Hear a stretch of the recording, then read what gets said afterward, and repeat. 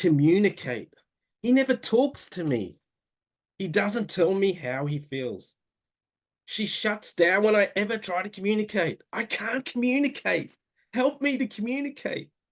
We got to work to communicate.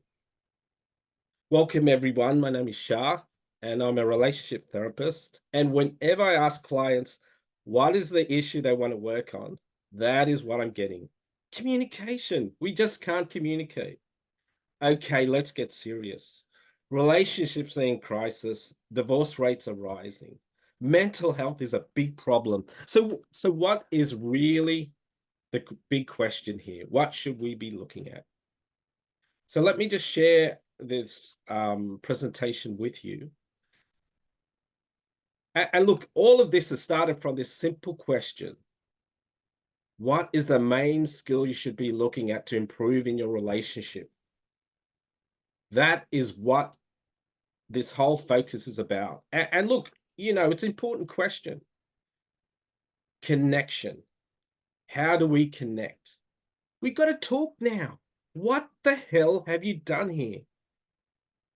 I'm so pissed off at you. That is communication. The person gets it right, but that's not connection.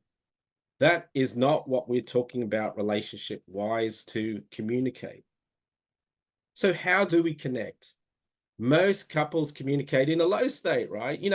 If the relationship is unhealthy, most of the time you're talking in a low state. You're starting off harshly. You're being blunt. It's your partner. You've known them for 5, 10 years. You're just being blunt about it, right? So what is the right way to connect? How do we connect? This is all about this session. And look, at the end of the day, you're not connecting, right? If every time you talk, you're having an argument, right? It's that obvious. You can't even dream about the future because it's all about this negative state you're in. Am I going to have a future with this partner?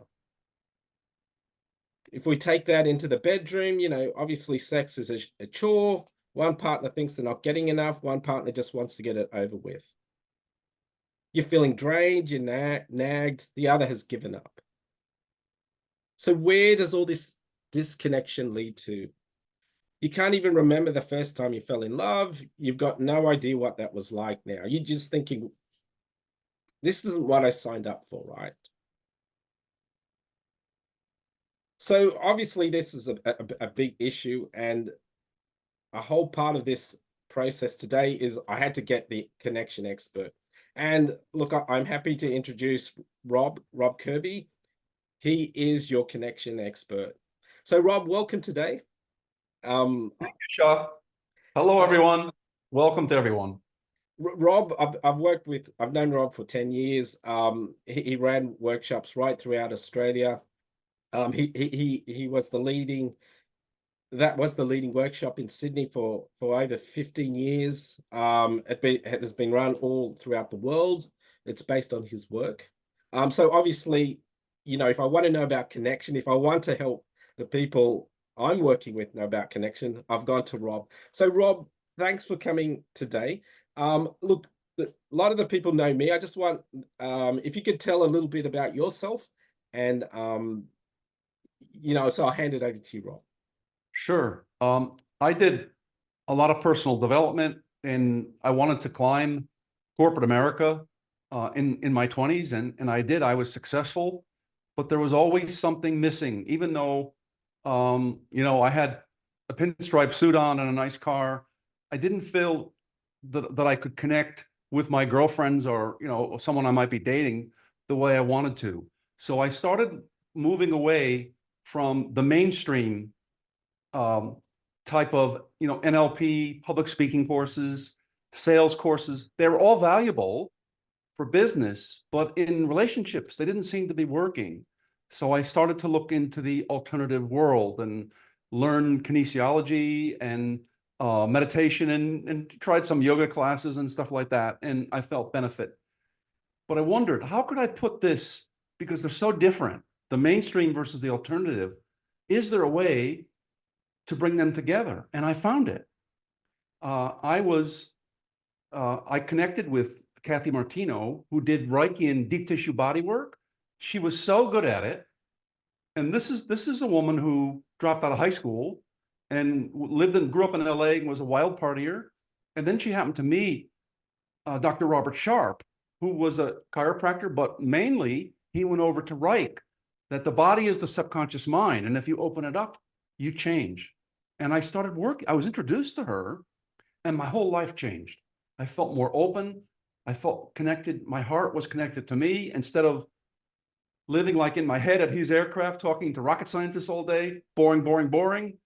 And I felt I could be in my heart and connect with women in a different way. And Kathy Martino, she said, you need a man's point of view. She introduced me to psychiatrist Dr. John Pirakos.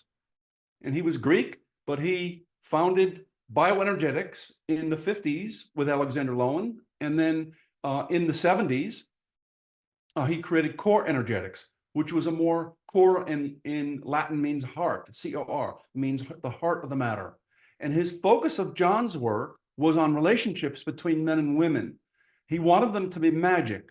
He said, if men and women could clear their resentment, or you could call it the shadow or unresolved problems from childhood, things that you project that you haven't resolved with the opposite sex parent, for example. If you could clear that, he said a couple could be married 30 years and still having honeymoon hot sex.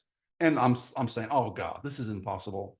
Most people married 30 years are just so, yeah, turn the light on, your lasagna's in the oven, that kind of, we're just together for the kids. We're still friends, but there's the excitement in the bedroom is gone. Guess what? I was wrong and John was right. And before he passed away at age 80 or 81, whatever, he mentored me for 8 years. And because of him, I wound up moving to Australia and under his guidance, built the largest school of body psychotherapy in the world. And so I tell you this because I'm very proud of it. But the focus of John's work, because I had performance as my skill in corporate, climbing corporate, but not relationships. So his focus was how to help couples clear their resentment, because resentment builds up over the years. We just keep stuffing it down to keep the kids happy, Shaw? It's like we don't want to have a screaming match because we don't want the kids to get upset and feel traumatized by our stuff. So we just stuff it down. The problem is it blocks the excitement in the bedroom. So this resentment is the killer of intimacy. Got you. So with John's guidance and me starting to do couples therapy with lots of couples it didn't matter if they were dating for 6 months or they were married for 16 years. It didn't matter. I started getting all kinds of referrals in California and Australia. And I'm saying, why are they coming to me? But what I was sharing was something very different than what they got from a couples therapist or a counselor, those types of things. And if they went to a doctor or a psychiatrist, they wound up getting medication because they had anger or, they were having problems in the bedroom, so on and so forth. So this is what I found. After a lot of years of experience, I came up with an equation, and it's about equality between men and women. Equality plus vulnerability equals intimacy. And that intimacy flows to excitement in the bedroom. And it actually works. Now, first of all, you have it doesn't matter if there's an age difference or the woman or the man earn a lot more money. It's not about that. It's about in terms of love and support and sharing and shared parenting, perhaps too, we are equal. In some ways, the women have more skills. In some ways, men have more skills. It doesn't matter. What matters is that you want to be happy and you want to have some pleasure, because life is hard. We're just human. And exactly, we yeah, are human, and we're we're dealing just with all human this beings. stuff. And everyone's hard to live with. We all have our moments and our moods and so on and so forth. So I find that formula is that to create the intimacy. Here's a fundamental difference that I've observed in listening to the stories of the wife versus the husband, whether it's in a private therapy session or with couples together, is that men get stressed at work and they want sex to relieve it. They don't care about intimacy. They already know. Oh, she knows I love her. Let's just jump in bed and do it. And that doesn't work for women because even if they're married 15 years, they don't want to feel used. They need that intimacy. They need their husband or partner to be vulnerable. And that's often missing with men. And it's missing with some women. If they're running a business and they're stressed out, and it could be a challenge for women too. But naturally, it comes easier for women, and they want that. They crave it. So a man, if he wants to understand and appreciate the cause of a lot of the girlfriend, partner's, wife's resentment, it's that he's not sharing. I can't tell you how many women have said to me that he comes home and doesn't talk to me. He's not present. He doesn't So if talk to not, me. He's got no feelings. yeah, He can't talk about his feelings, right? That's the and of big course, thing. naturally, she takes it personal. Who wouldn't? She's committed her life. She's perhaps the mother of his children, and but really, it's not he's not resenting her.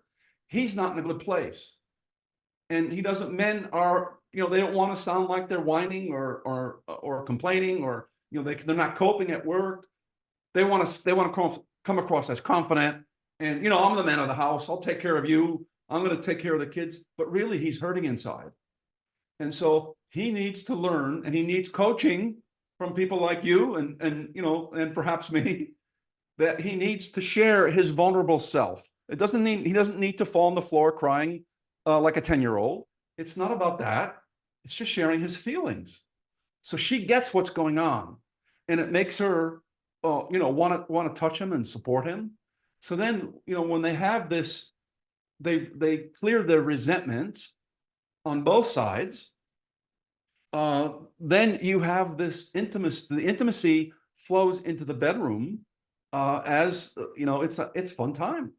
That's why Dr. Paraco said, I couldn't understand it. I met him; he was in his 70s, and he says you could be married 30 years and have a hot time in the bedroom if you clear the resentment. If you own he said it's 50-50. It's not always 50-50. Sometimes it's the problem is 60% the guy and 40% his partner, or vice versa. It's not about being right or wrong. It's about being joyful and feeling free and being happy and spontaneous. And you can tease each other and play with the kids, and it's very light. The mood is light, even though there might be a lot of stress in the world politics. There might be a lot of stress at the office. You put that aside and you become present. You become grounded. You become focused. You become vulnerable. You share your feelings. Intimacy starts at breakfast. You give your wife or your partner, or they give to you, a big hug and a kiss.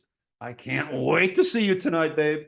I'm excited. I got a big day ahead of me at the office, but when I come home, I'm here and I love you. And she's smiling while she's having her toast and coffee, and she's having a laugh out of it, but she loves it Yeah. because it makes her feel appreciated. And so these are the things that I've learned. It took me years to learn this. It was a steep curve, because it's not about doing, or there's this thing you have to learn. You need to say this in the morning. You need to say this at night. It's not mechanical at all, Shaw. You know what I mean?